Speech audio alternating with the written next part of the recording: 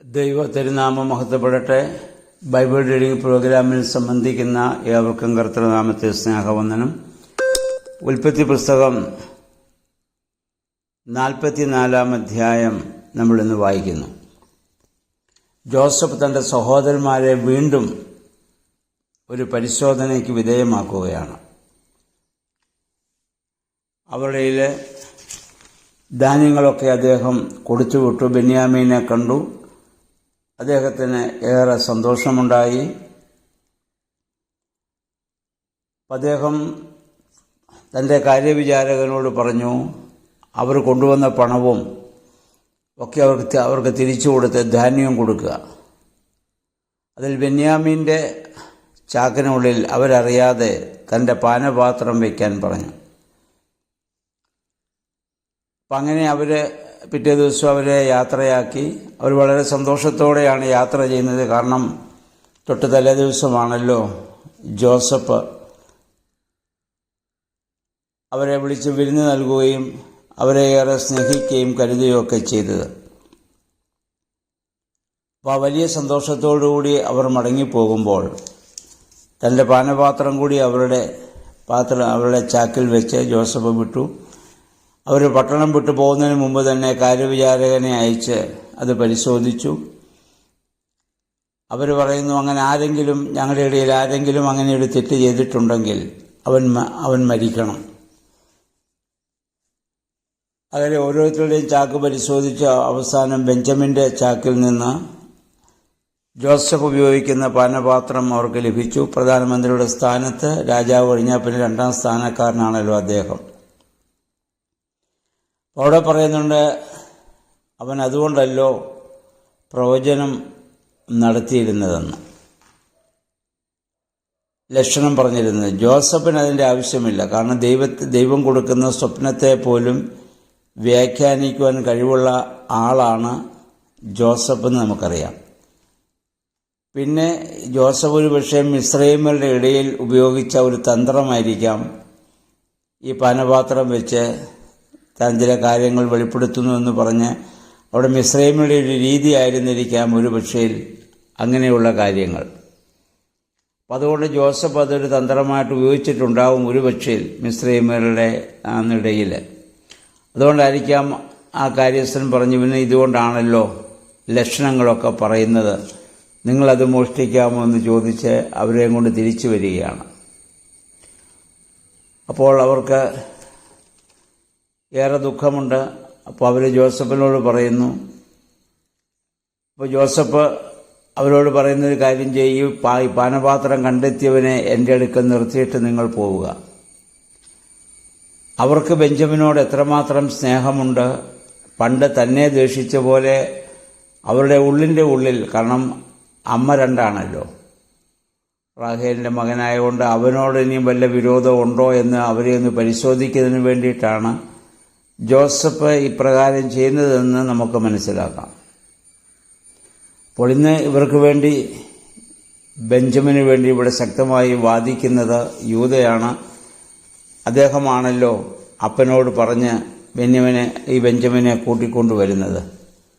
അപ്പോൾ അദ്ദേഹം പറയുന്നു, ഒരു കാര്യം ചെയ്യ്, ഞങ്ങളുടെ അപ്പൻ വാർദ്ധക്യത്തിലായിരിക്കുന്നു, ഒരു മകൻ അപ്പന് നഷ്ടപ്പെട്ടു, ഇളയ മകനാണ് ബെഞ്ചമിൻ, അവനെ കൂടെ കാണാതെ വന്നാൽ എൻ്റെ അപ്പനെ ദുഃഖത്തോടെ ഞങ്ങൾ ഈ ഭൂമിയിൽ നിന്ന് പറഞ്ഞു വിടേണ്ട സാഹചര്യമുണ്ടാകും.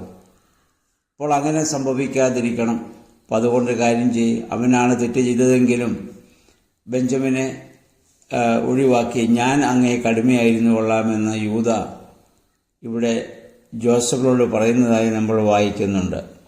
ബെന്യാമീൻ്റെ സകല ഉത്തരവാദിത്വവും, അവൻ ചെയ്ത സകല തെറ്റിൻ്റെ ഉത്തരവാദിത്വം ഏറ്റെടുക്കുവാൻ തക്കവണ്ണം യഹൂദ ഇവിടെ തയ്യാറാവുകയാണ്. ഇതിൽ നമുക്കറിയാം, പിന്നീട് ഈ യഹൂദ ഗോത്രത്തിൽ നിന്നാണ് നമ്മുടെ കർത്താവ് വന്ന് സകല ലോകത്തിൻ്റെയും കുറ്റം പാപം ഏറ്റെടുത്ത് ഒരടിമയെപ്പോലെ അവൻ വധശിക്ഷയ്ക്ക് വിധേയമായത് പിന്നീടുള്ള ചരിത്രമാണല്ലോ. അപ്പോൾ നമ്മുടെ കർത്താവിൻ്റെ ആ വലിയ മനുഷ്യാവതാരത്തിൻ്റെയും പീഡാനുഭവത്തിൻ്റെയും ക്രൂശീകരണത്തിൻ്റെയും ഒക്കെ ഒരു മുൻകുറി പോലെ ഈ സംഭവത്തെ നമുക്ക് കാണാവുന്നതാണ്. യഹൂദ ഇപ്പോൾ ശക്തമായി വാദിക്കുകയും അവനു വേണ്ടി ബെഞ്ചമിനു വേണ്ടി ഇവിടെ അടിമയാകുവാനും ഒരുപക്ഷെ രാജാവ് കൊടുക്കുന്ന ഏത് ശിക്ഷയും ഏറ്റുവാങ്ങുവാനും അദ്ദേഹം ഇവിടെ തയ്യാറാവുകയാണ്. അപ്പോൾ നമ്മുടെയൊക്കെ പാപങ്ങൾ നമുക്ക് വേണ്ടി ഏറ്റെടുത്ത് നമുക്ക് വേണ്ടി കാൽവറിയിൽ യാഗമായ ആ കർത്താവിൻ്റെ സ്നേഹം ഓരോ ദിവസവും ധ്യാനിക്കുവാനും ഈ വേദഭാഗങ്ങളൊക്കെ വായിക്കുമ്പോൾ അതുമായി ബന്ധപ്പെടുത്തി ചിന്തിക്കുവാനും നമുക്കിടയായിട്ട് തീരണം. അങ്ങനെ ജോസഫ് അതിനുശേഷം 45-ാം അധ്യായത്തിലേക്ക് വരുമ്പോൾ തന്നെ വെളിപ്പെടുത്തുന്ന ഭാഗമാണ് ഇനി നമ്മൾ വായിക്കാൻ പോകുന്നത്.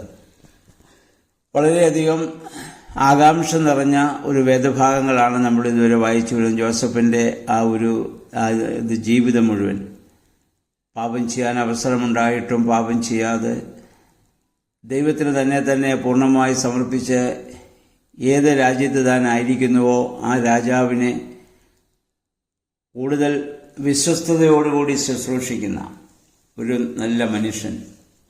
അഹങ്കാരമോ മറ്റേ യാതൊന്നും ജോസഫിൻ്റെ ജീവിതത്തിൽ നമുക്ക് കാണാൻ സാധിക്കുന്നില്ല. പൂർണ്ണമായ സമർപ്പണത്തിൻ്റെ, വിധേയത്വത്തിൻ്റെ, ദൈവാനുഭവത്തിൻ്റെ വലിയ അനുഭവത്തോടെ ജീവിക്കുന്ന ഒരു മനുഷ്യൻ.